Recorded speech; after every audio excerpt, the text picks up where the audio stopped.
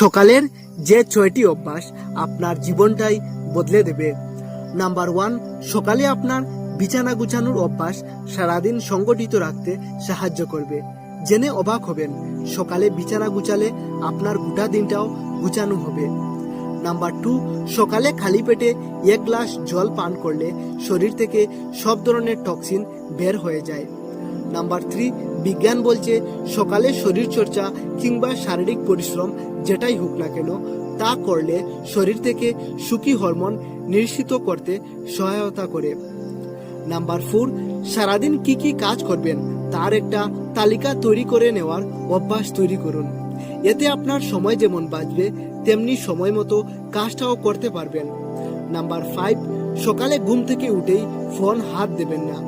এমন অভ্যাস যদি আপনার থেকে থাকে তা আজই বদলে নিন।